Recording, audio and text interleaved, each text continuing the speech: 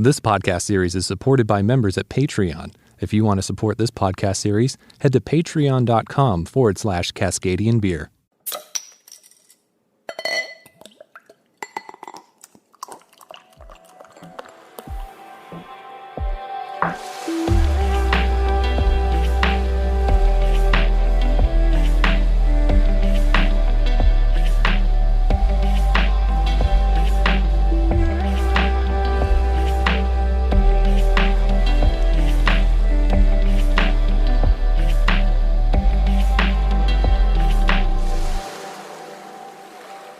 Welcome to the Cascadian Beer Podcast.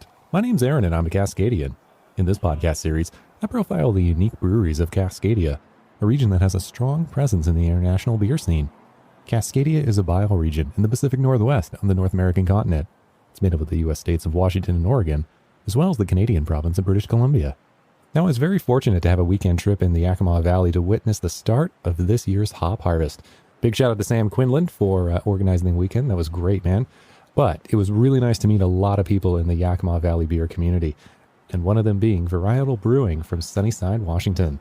Founded in 2016, they've been a great addition to their local community. I'm Chris Baum, head brewer, co-owner at Varietal Beer Company. All right. And where are we in the beautiful state of Washington? Right in the very middle of it. So in the Yakima Valley, lower Yakima Valley, right in the middle of all of the hops. I think you saw that on your way in. We've been driving around all weekend, and God, there were some beautiful ones when we were coming up. So this town is Sunnyside, correct? Mm-hmm. So, and then what's the drive outside of Yakima? Oh, from my house to here is about 45 minutes. So sweet. Yeah. In the summer, when the roads are good. In the winter, about an hour. Cool. So Varietal Beer Company, how long have you been open? We opened in April. We opened the tap room in April of last year, of 2018. Our brew equipment, there was a slight delay on it of about 4 months. So we decided just to have some contract beers made for us that we could open the tap room with, get some revenue going. Brew system landed in June of that year. And then it took us about a month to get all the installation done. Then we brewed our first batch July 19, 2018. And then we didn't have our first beers on draft until early August of last year, of 2018. Right, cool. And ever since then, it's just been go time. Yeah. So how did beer find you? I've been drinking beer since I was, in my 20s. A buddy of mine, we used to homebrew a bunch. This guy, I call him Dirt. And so that was like in 2003. I was brewing my first homebrew batches. Didn't really get serious about it until 2010. And that's when I kind of focused. I was still working as a biologist at that point and traveling a lot. So I would, read a lot and listen to a lot of podcasts on while I was out in the field. And then I'd come home and, brew for a month and a half and then go back out for a couple months and come back and rack those beers. And that got a little old. So I decided I would, in my off time, I would also volunteer my time and learn at a brewery here in town, actually called Snipes Mountain. And I met this guy, Chad, who was the head brewer over there at that time. And he offered me a job. And so that was part-time, like $10 an hour, washing kegs mostly. Mm-hmm. But it was doing something with beer, so I was happy. And then he decided to leave and go pursue actually a job in hops. So I took over that job as head brewer at Snipes. And I spent about 2 years there beyond, as head brewer. And then decided we were going to open this place. And it's right around the corner, so there was probably going to be a little bit of a conflict of interest. And so I decided I would leave Snipes, and I needed a job while we did this, which I thought was going to be 6 months or so. And it turned out to be 2 years. Right. Well, good thing you were like, yeah, I need a job while we're building it. Mm-hmm. Right. So I went and got a job at Bale Breaker up in Moxie there with those guys. And that was one of the best decisions I've ever made in my life. They make great beer. Really organized. Quite a large kind of brewery too, right? It's a regional. When I went there, they've expanded a lot since I left, which was about a year and a half ago. They had just gone through an expansion right when I got there, and I said, I could use a job, and they said, okay, cool, you can help us kind of figure out where we need people. And as we grow, I ended up just brewing 5 days a week, which is great. And working in the lab there. So really got to fine tune my process. But it was just a production job. So I was just brewing and really missing the creativity of it. While I was there, we licensed our warehouse here while our building was being built. So we licensed that with our, half barrel setup, and that we were brewing commercially half barrel batches for like 5 or 6 months. Right. And it was pretty funny. You'd like go to a bar, you're like, oh, we have beer. And they're like, it's a 6 barrel. And then it would just be gone in like 2 hours. And then you have to wait 2 weeks for some more, but yeah, it was that was super fun, but it was good because we got the brand going and we could legally contract beers at that point. So we did that, got some stuff brewed at Bale Breaker, some stuff at Snipes, another little brew pub up in Natchez called Bronyar, brewed some beer for us. Sweet. Yeah, a bunch of people actually. So, and now here we are. Yeah. So what's the size of the system out here in your brew house? Our brew house is a 10 barrel. Currently all of our cellar tanks are also 10 barrels. We're hoping to expand here soon into some 20 barrel fermenters, all made in the United States. Pinnacle, stainless. I can't remember what they call themselves, but made in Portland, Oregon. Right. So just down the road, something breaks, get some parts. Pretty easy. Yeah. Being in Sunnyside is great. It's a dairy town. So there's a ton of people who can fix things if you need to have things fixed. Also, obviously, great access to hops, but we also process a lot of fruit around here. Cherries, peaches, nectarines, all the stuff that you want to use in beer. It's just all literally around the corner, along with, if I need hops, I just go around the corner. Same with wine. It's like a big wine area, so we have great access to wine barrels. Which you've started aging some of your Yeah, we actually had a barrel program before we were going. We contracted some wort from Bale Breaker and did some barrel fermentations with Brett, and then refruited. We did some re-fermentations in those same barrels with some local, raspberries and blackberries. And those beers are just coming out now, and that was like 2.5 years ago. Right. Yeah. The barrel program, it takes a long time. Yeah. But it is something that you're going to continue now, but in your own facilities, yeah. right? We have like 40 wine barrels or something right now, all wild, sour stuff. We also have we do a lot of, that's my passion. That was actually the reason we started the brewery, was to be able to make, farmhouse and wild stuff. Realizing down the road that we would need to brew clean beers, because you make those money on those a lot faster, and they take less time. A lot less time. Yeah. And so very focused on wild and sour. Also really focused on lagers, which are obviously take time. So that's one thing about our system, is we have three bright tanks, and usually you'd have, if you have a conditioning tank, you have like 4 uni tanks to 1 bright tank.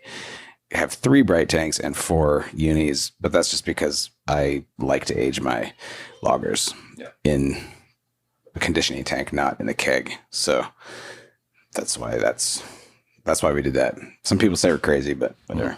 So what was the community's response then when you opened? Like how's attendance in the brewery? People are excited, really excited. There was nothing in Sunnyside where you could go with your family and your dog and have a beer. And we have a food vendor on site every day we're open, and a big yard outside. And we're really focused on families spending time together.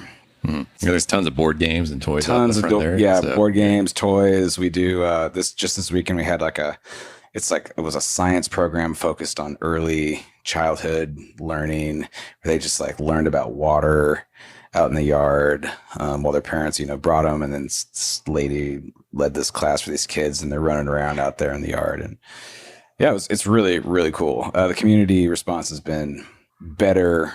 We're always just blown away how gracious people are to us, and all the high school reunions happen here, and wedding pre-parties, and yeah, it's been incredible. A local farm, one of our local farms, they just celebrated their centennial. They had it here. Right. It's the guy who takes our grain. So we're like, yeah, of course you can have it here. Yeah. So this is the hops growing region. What are some of your favorite hops that come out of here locally? And are you going to be making some fresh hop beers here in a few weeks? Because we're just at the start of harvest weekend right here. We're making a lot of fresh hop beers. Last year we did 4 or 5. We did 4 here. I think we might have done 1 outside. I can't remember. But this year we have fresh hops planned with Holy Mountain out of Seattle, Stoop Brewing out of Seattle. We have a 3-way collaboration. It's not a 3-way, but branded 3-way thing. But with Fort George and Wayfinder out of Portland, and what's the name of the town where Fort George is? Astoria. Astoria, yeah. Duh. We're brewing with Barley Brown out of Baker City, and a buddy of mine's coming up for that too down in California. This guy Charlie Johnson, super rad guy. Great brewing mind and just a fun guy to hang out with and a great friend. So we have that going on. Whistle Punk out of Spokane, Single Hill and Bronyar. We're doing an all valley collab, so it'll be Upper Valley, Mid Valley, and Lower Valley. And then I'm talking to Alex from Three Weavers right now about her. I don't know if she's available, but we're gonna do a cashmere at the very end of the season. I love that hop. So these are all, yeah. It's just really exciting time to be here. People love fresh hops. I like making fresh hops, like drinking fresh hops. It's awesome. Right. So then you said they're going to get a couple more tanks in, but like, what's the future here? Like, what's the plan? Are you going to do any packaging line, ship it out, or? We're talking about canning right now. For us, quality is everything. And there's a lot of beer sitting on shelves right now. So we're being really cautious about that.